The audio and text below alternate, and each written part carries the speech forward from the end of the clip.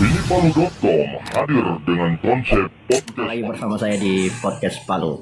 Nah, saya ditemani oleh saudara Ardi. Ya. Oke, boleh diperkenalkan Ardi? Siap, halo. Selamat sore teman-teman di... Ini apa panggilannya kalau podcast Palu? Teman-teman atau apa ini? Terserah. Oke, Terserah. saya kira ada sebutannya. Selamat sore teman-teman podcast Palu. Saya Ardi, seorang psikolog klinis yang hari ini dengan sangat bahagia sekali bisa diundang di podcast ini. Makanya tadi pas saya baca jargonnya, wah, langsung kaget saya. Oke sih. Iya. Terima kasih banyak ini Pak Ardi. Saya panggil kakak saja. Kakak saja, saya juga panggil. Ya. Jadi kita panggil kakak-kakak nih. Kakak-kakak, iya. Kita sampai jadi kakak sebenar. Jadi panggilan akrab gitu. Oke, Kakak Ardi. Iya. Ini kan kebetulan tanggal 10 kita memperingati Hari Kesehatan Mental. Betul. Nah, tema hari ini adalah kesehatan mental di dunia yang tidak setara. Nah, sejauh ini Kakak Ardi sebagai psikolog ya, tentang kesehatan, sejauh ini apa yang dilakukan oleh? Oke, sama saya. Okay. Sejauh ini memang ketika saya bicara soal ini nih, kesehatan mental di dunia yang tidak setara, memang sebenarnya sedari dulu, Pak. Di negara kita ini kan negara ekonomi menengah kan ya. Nah, sedang berkembang kayak begitu. Nah, memang negara-negara seperti kita salah satu persoalannya adalah akses kesehatan mental di situasi yang tidak setara gitu. Nah, makanya sejak tahun 2016 di Palu, pada saat saya pulang Palu, itu tepatnya setelah 1 tahun setelah saya pulang Palu, dan saya tidak tahu mau bikin apa di Palu selain kerja sebagai PNS. Kerja PNS kan pergi pagi tuh jam 7:30, pulang jam 4. Di mana itu? Di BNN, Badan Narkotika Nasional. Nah, saya ini bukan tipikal orang yang kerja begitu, otakku jalan terus, kakiku jalan terus. Makanya tahun 2016 saya lihat fenomena di sini tidak ada satupun orang yang menyuarakan tentang kesehatan mental. Sementara persoalan kesehatan mental itu tinggi. Kemudian juga profesiku tidak laku ini, Kak. Jadi sebenarnya ada pilihannya. Saya tinggal buka praktek aja toh. Lalu nunggu ada orang yang datang. Tapi saya yakin pasti tidak ada yang mau datang karena tidak ada yang mengedukasi mereka walaupun saya pasang pelang. Oh begitu. Iyalah, tidak terkenal tuh psikolog ini dibandingkan dokter. Iya. Nah, jadi tidak ada yang mau datang. Akhirnya saya pikir kalau begitu saya buang-buang uang, Kak, jadinya. Akhirnya saya buatlah lembaga ini, sejenakhening.com. Lembaga ini sejenakhening.com. Sejenakhening.com. Sejak kapan dibentuk itu? 2016. Iya, saya buat sejenakhening.com itu dengan harapan sebenarnya saya mulai dari bikin lembaga dulu, kayak semacam komunitas kecil. Lalu kemudian jadi organisasi, kemudian saya bisa mengedukasi masyarakat sehingga ujung-ujungnya masyarakat mau cari akses layanan kesehatan mental ke saya gitu. Nah, di tahun 2017 itu untuk memulai, karena saya masih terlihat muda pada saat itu kan, masih 27 tahun. Karena saya masuk melalui pasar mahasiswa. Tapi saya tidak bilang kesehatan jiwa di mahasiswa. Saya biasanya bilang karakter, pengembangan diri, nilai-nilai. Nah, zaman 2017-2018 sebelum gempa itu, Kak, saya bisa tidak berhenti jadi narasumber di mahasiswa-mahasiswa itu. Jadi melatih outbound. Pokoknya kalau dipanggil outbound saya latih. Nah, kayak gitu. Tapi sebenarnya semua muatannya itu adalah tentang kesehatan jiwa.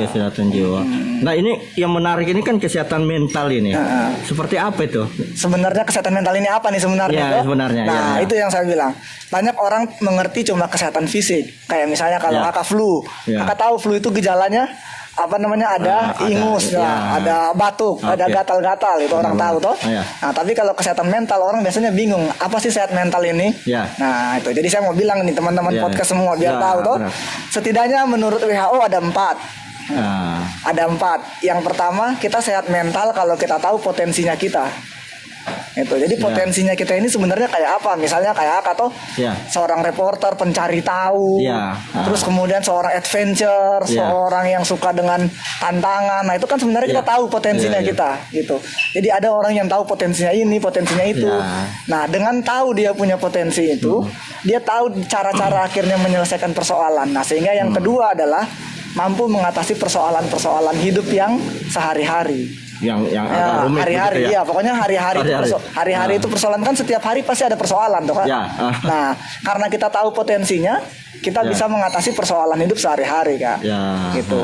Nah, baru yang ketiga, kita harus produktif. Produktif. Ya, jadi kan dia punya potensi nih. Ya. Potensi itu kalau nggak digunakan semaksimal mungkin, tidak diproduktifkan, tidak ada gunanya. Iya kan? Ya. Nah, dia juga akan mengatasi persoalan sehari-hari, tapi mengatasi persoalan sehari-harinya tidak produktif kan nggak ada gunanya. Iya, benar. Ada kan orang yang mengatasi persoalan kayak saya ini di BNN toh. Iya. Orang mengatasi persoalan tidak dengan hal yang produktif, tapi pakai narkoba. Nah, berarti kan tidak produktif jadinya. Gitu. Nah, jadi yang ketiga ini wajib produktif. Ya. Nah, yang keempat ini yang paling terakhir nih, berguna bagi orang lain dan lingkungan. Jadi artinya kalau produktif, iya misalnya ada orang yang produktif suka gosip. Ya. Gitu kan? Tapi yang kita kemarin diskusi kan kita kemarin diskusi. Tapi persoalannya adalah apakah susu boba gosip tadi ini berguna bagi orang lain atau tidak? Iya, bermanfaat untuk orang lain atau tidak? Untuk lingkungan gitu. Nah, makanya harus ada 4 ini nih, kita dinyatakan sehat. Bisa satu, yang pertama adalah paham potensi, yang kedua bisa mengatasi stres hari-hari, yang ketiga kita produktif, tapi yang terakhir semua ini berujung pada kebermanfaatan. Nah, jadi kalau misalnya kita sudah agak goyang salah satunya, nah berarti sudah tanda ada gangguan. Tapi tidak apa-apa sebenarnya gangguan, kan fisik ini juga bisa terganggu toh. Tidak bisa kita hari-hari sehat terus. Pasti ada sakit kepala, pasti ada sakit ini. Toh tidak langsung mati juga begitu sakit kepala, tidak mati juga begitu pilek. Beban hidup, pikiran. Beban pikiran. Jadi kayak misalnya kita lagi ada beban pikiran nih, begitu ada beban pikiran akhirnya jadi tertekan, terus mikir buat saya istirahat di rumah, malas ngapa-ngapain. Nggak apa-apa sebenarnya ya, malas ngapa-ngapain 1 hari malas tidur, nanti pelan-pelan lama-lama baru bangun. Nah, jadi ketika dia tidur tadi itu istirahat tidak mau ngapa-ngapain, ya terganggu berarti. Gitu. Tapi terganggu tadi apakah bisa didiagnosa gangguan jiwa? Tidak. Gitu. Jadi belum tentu keempat tadi ini menghasilkan diagnosa. Nah, jadi bisa jadi itu cuma sebatas gangguan saja. Berarti bukan hanya ODGJ, tapi orang-orang yang sehari-hari aktivitas sehari-hari juga itu termasuk juga. Dia juga bisa. Kalau di Indonesia yang hari-hari itu kita sebut namanya orang dengan masalah kejiwaan. Orang dengan masalah kejiwaan. Jadi orang-orang dengan masalah kejiwaan itu ya tadi itu stres yang berkepanjangan, tertekan, tapi belum bisa didiagnosa terganggu jiwa, belum bisa didiagnosa sakit jiwa. Jadi ada kategori yang menyatakan bahwa dia ODGJ. Betul. Sip. Nah, diskusi kita kemarin itu sangat menarik kan, terkait dengan mental, mental jiwa apa gitu. Jadi kita juga yang lagi sibuk aktivitas ini juga bisa terganggu mentalnya ketika beban yang kita pikir itu tidak mampu lagi kita tampung seperti itu. Nah, banyak kasus-kasus itu mungkin seperti kasus gantung diri atau itu apa sebabnya seperti itu? Sebenarnya kan memang kita manusia ini sama kayak gelas itu loh, gelas ini loh.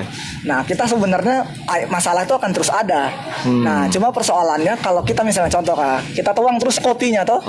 Nah, tapi kita tidak bisa bikin saluran yang baik untuk mengeluarkan. Misalnya mengekspresikannya, misalnya berbagi, misalnya berkreasi. Nah, akhirnya kopi yang kita taruh itu meluber kemana-mana. Nah, itu yang disebut kita bilang gangguan.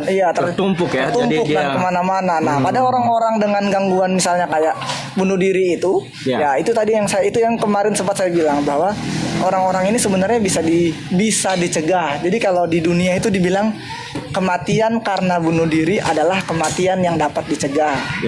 Itu karena kenapa dapat dicegah? Sama halnya dengan kematian karena penyakit fisik toh. Kalau ada orang sekarat langsung bawa UGD, cegah kematiannya. Nah, harusnya bunuh diri itu juga bisa begitu. Cuma persoalannya satu, bedanya Kak sama sakit fisik dengan sakit jiwa. Kalau sakit fisik Kak itu ibarat pakai baju di depan. Jadi kalau Kakak terluka, Kakak tahu rasa sakitnya. Pasti. Kalau Kakak sakit tulang-tulang, tahu rasa sakitnya. Nyerinya, tahu ini segala macam. Jadi kayak pakai baju di depan, kita tahu ada lubangnya. Nah, sakit jiwa itu dia kayak pakai baju di belakang. Kita nggak tahu kalau di belakang ini robek, tapi yang tahu orang-orang di sekitar. Harus ada yang bantu, harus ada yang kasih tahu. Harus ada yang kasih tahu kalau kita ini sakit. Makanya biasanya ada teman-teman yang misalnya kayak begini. Contoh misalnya kita punya teman, dia tidak sadar dia terganggu, dia ngomongin orang, dia begini, dia stres segala macam. pas kita bilang kayaknya kami terganggu ini, tidak, saya sehat-sehat saja. Nah seringkali begitu. Berarti salah satunya kalau kita cerita orang lain, dia tidak sadar diri bahwa dia juga ada sedikit gangguan. Hati-hati. Apalagi suka masuk itu. Nah apalagi kayak gangguan jiwa berat. Kalau gangguan jiwa berat itu biasanya dia punya semacam itu keyakinan kalau dirinya mau dibunuh orang lain misalnya. Padahal tidak ada yang mau bunuh dia. Padahal cuma anunya dia, perasaannya dia, pikirannya dia kayak begitu. Jadi, nah tapi kalau kita bilang, kok itu sakit, ayo ke dokter, teh mau. Jadi tantangannya kami ini petugas kesehatan mental ini, kesehatan jiwa ini adalah penyakit jiwa itu tidak bisa dipahami langsung sama orang yang menderita. Itu jeleknya. Sehingga kita harus pelan-pelan mengedukasi mereka bahwa kamu sakit. Gitu ya. Betul kak. Jadi kayak lubang tadi saya harus pelan-pelan kasih tau kakak, ada lubang di belakang bajumu. Nah kalau kakak bilang tidak mungkin ini baju mahal masa lubang. Nah kayak gitu. Ini tidak mungkin ini baju begini. Padahal jelas-jelas lubang. Jadi nanti kita kasih lihat begini baru, tapi kan harus berusaha atau bukakan dia, membukakan dia. Nah itu kayak rasa malu itu yang mungkin dia tidak. Itu tidak juga rasa malu keluarga, penolakan keluarga juga itu. Benar. Sama tadi itu pemahaman tentang gangguan kesehatan jiwa. Sama kayak saya dulu Kalau saya bukan psikolog, mungkin saya tidak tahu saya depresi.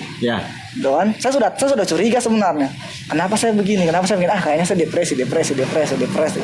Nah, saya tahu. Tapi bayangkan sama orang lain yang mengalami, dia tidak tahu. Itu. Nah, karena dia tidak tahu, ujung-ujungnya dia gantung diri.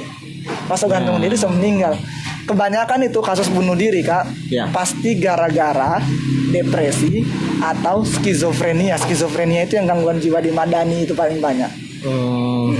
Kalau yang di Madani itu juga dia bisa. Ada kayak kemarin dan kasus yang COVID, pasien COVID di Undata rumah sakit dia gantung diri. Itu kan sempat itu. Nah setelah diselidiki kan memang ternyata si pasien ini ODGJ. Jadi ketika dia COVID, kambuh dia punya halusinasi. Halusinasinya menyuruh dia untuk gantung diri. Dia gantung diri. Seperti itu. Jadi gangguan jiwa itu tidak hanya sekedar melihat orang yang lagi frustasi, tetapi kita juga harus sadar bahwa kita juga ada sedikit gangguan mental.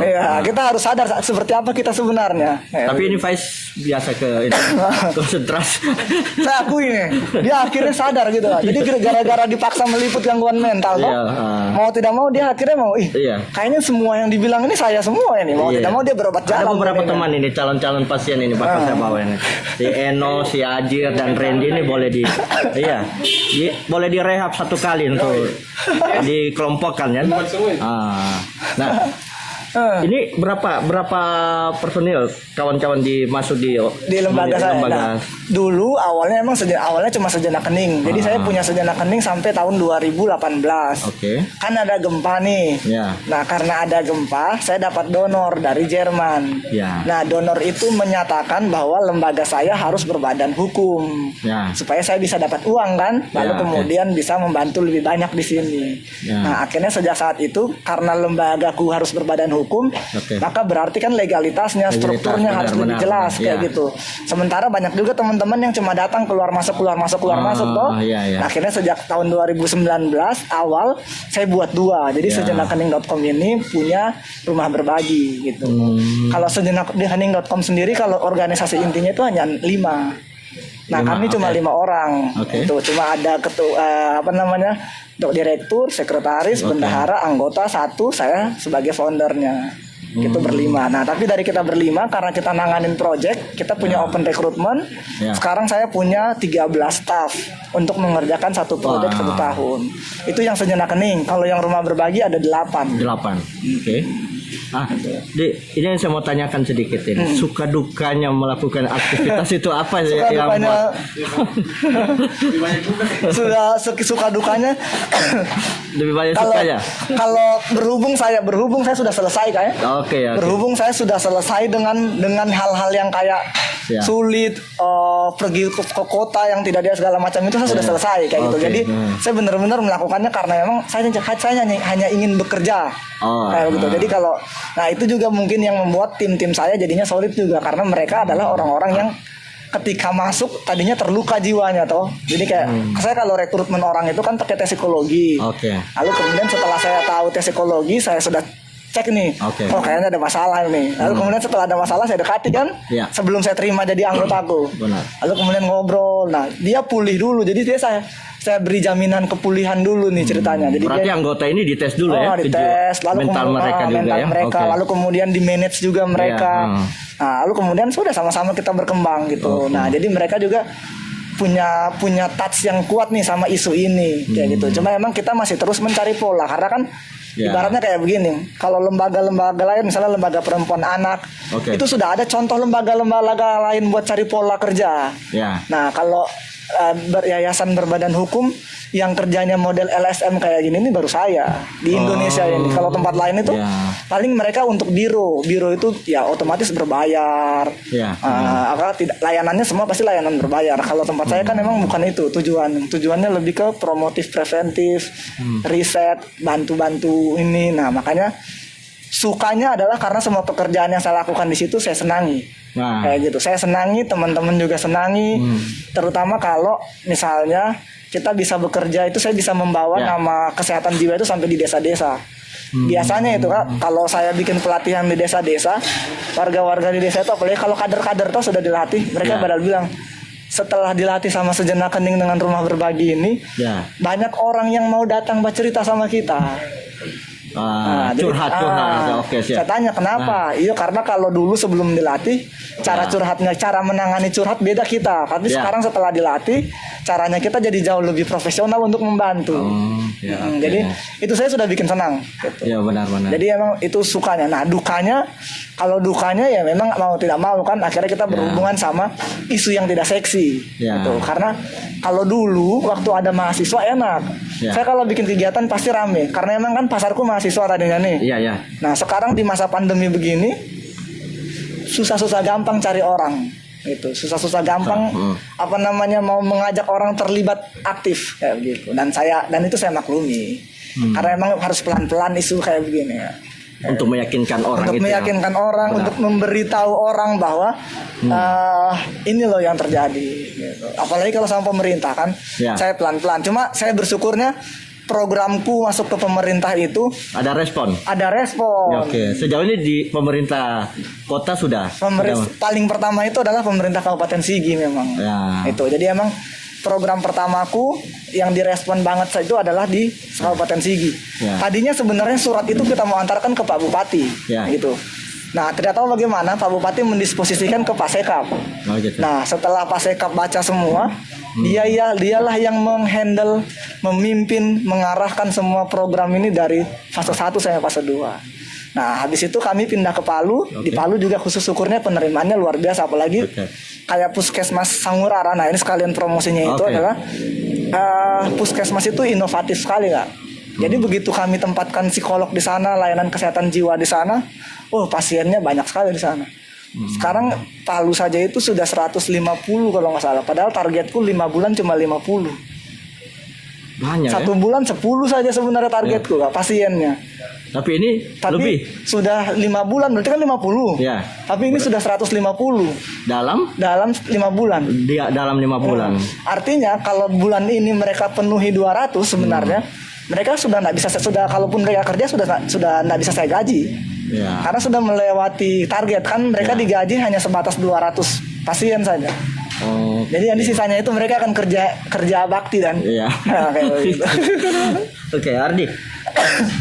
Selama berorganisasi, jasa-jasa kalian pernah dipakai salah satu pemerintah misalnya, atau misalnya nih, ini kan kita kan biasa teman-teman reporter ini kan biasa liputan di Polres di Polres atau kepolisian.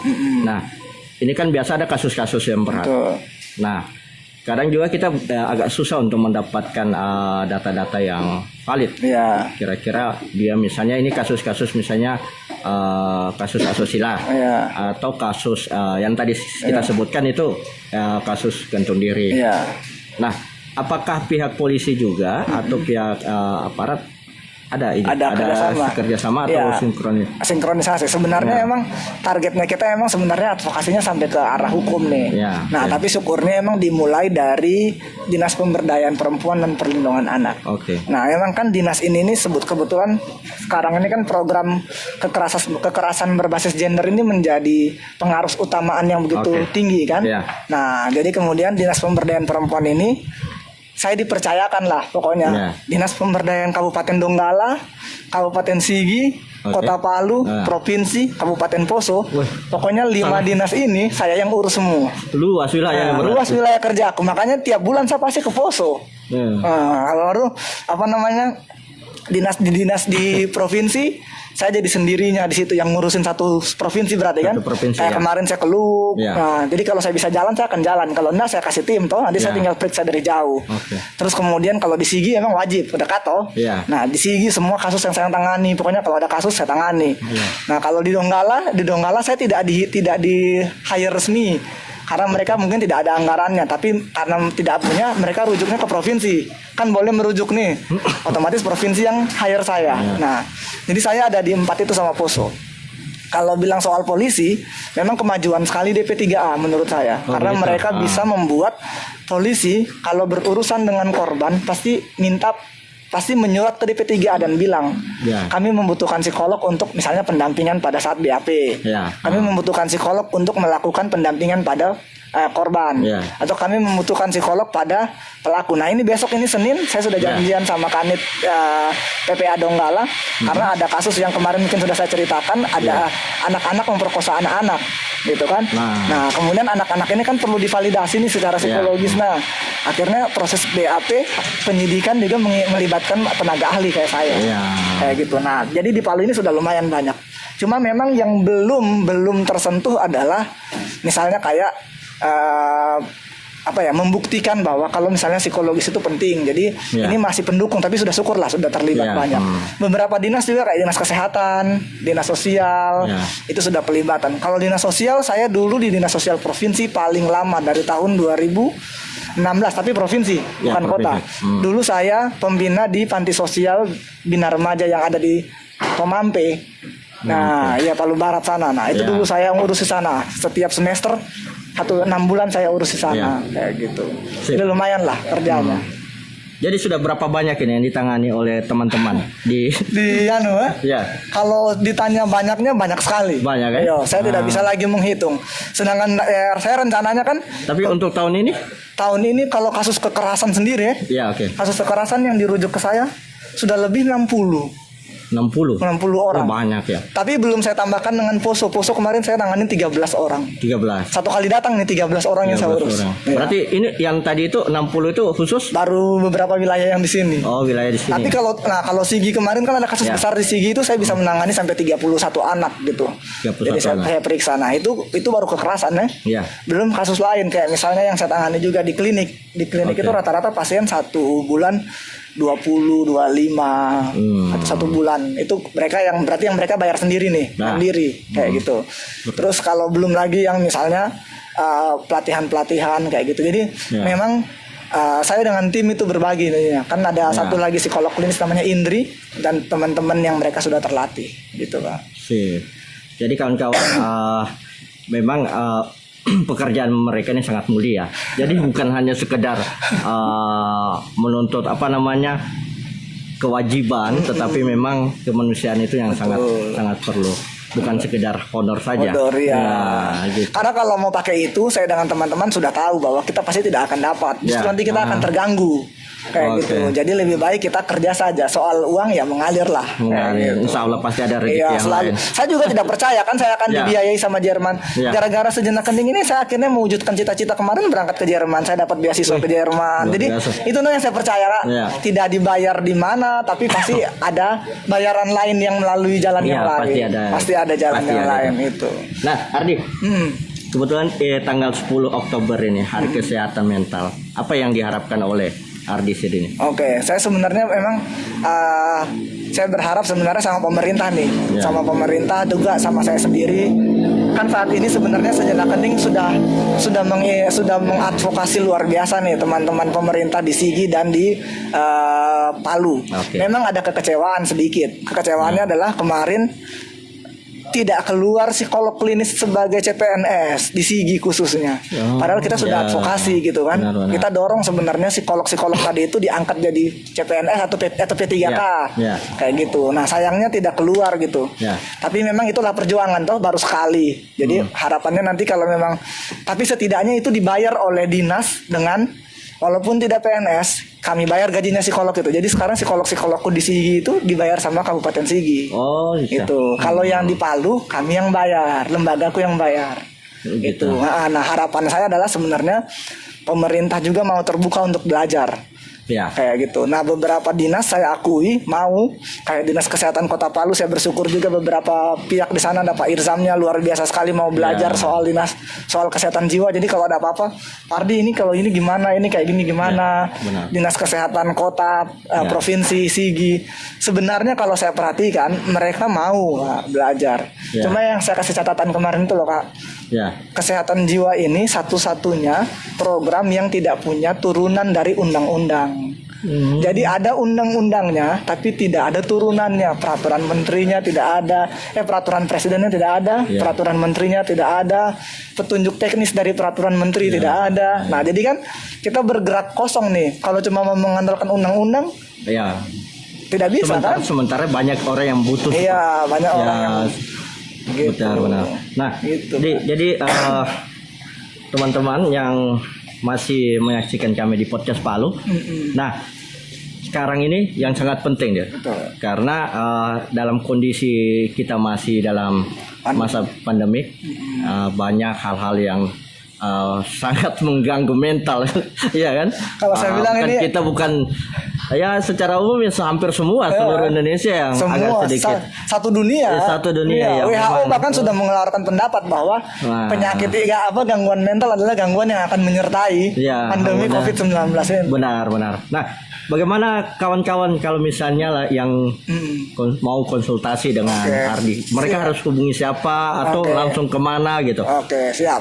Jadi emang selama pandemi COVID-19 Kak, itu lumayan terjadi juga peningkatan kegelisahan kemarin di awal-awal. Sebelum akhirnya kayaknya kesini sudah mulai menerima kenyataan, sudah mulai menerima. Saya rasa orang Palu ini mungkin karena pernah punya bencana yang besar. Benar. Jadi persoalan COVID-19 ini tidak terlalu mengubah tekanan gitu. Karena yang kemarin saja belum selesai tekanannya sampai hari ini pun segala macam belum ada toh.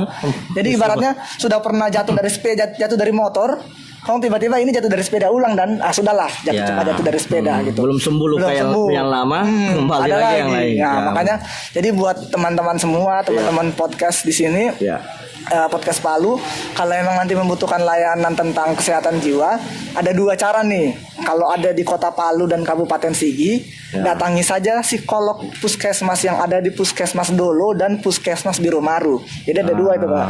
Ada di Puskesmas Dolo dan Biromaru. Di dua puskesmas ini layanannya gratis. Setahu saya hanya bayar biaya administrasi pendaftaran 5.000. Tapi kalau ada BPJS tidak. Gratis. Lalu jadi kemudian, itu bagian Dolo, bagian Sigi ya. Sigi. Kemudian kalau untuk Kota Palu, datangi saja di Puskesmas Bulili dan Puskesmas Sangurara. Sama, kalau punya BPJS mau area manapun gratis. Tapi kalau dia tidak punya BPJS, kena biaya pendaftaran 5.000 untuk Sangurara setahu saya. Kalau Bulili saya nggak tahu berapa, 5.000 kah atau 15.000. Jadi sebenarnya ini pungutan untuk administrasi saja, bukan untuk layanannya. Kan memang kalau di puskesmas itu layanannya sebenarnya gratis kan, lebih banyak gratis. Kayak gitu. Nah, kalau misalnya kedua-duanya tutup ini di Palu, kedua-duanya tutup, mereka harus hubungi siapa? Nah, kalau kedua-duanya tutup, bisa langsung hubungi Rumah Berbagi, IG-nya Rumah Berbagi. Jadi Rumah Berbagi ID. Rumah Berbagi Ide atau sejenakhening.com. Nah, nanti di situ lihat linknya, ada tulisannya untuk konsultasi dan perjanjian bersama saya. Klik linknya. Nah, nanti begitu klik link, keluar sudah jadwal saya. Saya setiap hari apa dengan apa, teman saya hari apa dengan apa. Lalu nanti tinggal klik saja situ, nanti langsung masuk ke form pendaftaran admin. Nanti dibuka di website mereka. Betul, betul. Nanti langsung datangi saja. Jadi aman ini kalau teman-teman juga misalnya punya kendala soal pembiayaan. Jadi biasanya banyak tuh pasti. Pokoknya semuanya bisa dikonsultasi. Iya, bisa dibicarakan. Jadi kalau misalnya saya tidak punya uang, bicarakan saja dulu. Kak, saya tidak punya uang atau saya cuma punya uang segini. Jadi jangan mundur dulu. Gitu. Jangan pas langsung lihat aduh biaya berat. Tapi konsultasi saja dulu. Konsultasi saja dulu. Gitu. Jadi kawan-kawan, nah itu pembincangan kita dengan saudara Kakak Ardi. Jadi ada yang pingin konsultasi silahkan tadi yang disampaikan bahwa ada website mereka. Apa tadi webnya? IG. Kalau websitenya sejenakhening.com. Websitenya sejenakhening.com. Kalau IG buat konsultasi tadi Rumah Berbagi Ide. Rumah Berbagi Ide. Nanti di situ boleh konsultasi, tanya-tanya budgetnya, kemudian harus ketemu di mana, janjian. Silakan. Gitu. Mungkin ada lagi pesan-pesan. Itu saja mungkin. Saya cuma mau bilang terima kasih sudah dibawa ke sini. Jadi bisa spread informasi lagi, berbagi informasi lagi. Intinya teman-teman di podcast di sini saya mau bilang bahwa kesehatan mental ini sama seperti kesehatan fisik. Bisa terganggu, bisa sakit, dan kesehatan mental ini urusan semua. Dan terima kasih buat buat podcast Palu sudah mau mengambil bagian dari upaya men-spread informasi tentang kesehatan jiwa. Sama-sama relawan ini. Sama-sama relawan jadinya. Betul, teman-teman di ini. Oke, terima kasih banyak kawan-kawan di podcast Palu. Kita ketemu nanti di waktu yang lain. Terima kasih banyak. Siap. Assalamualaikum warahmatullahi wabarakatuh. Cai. Oke.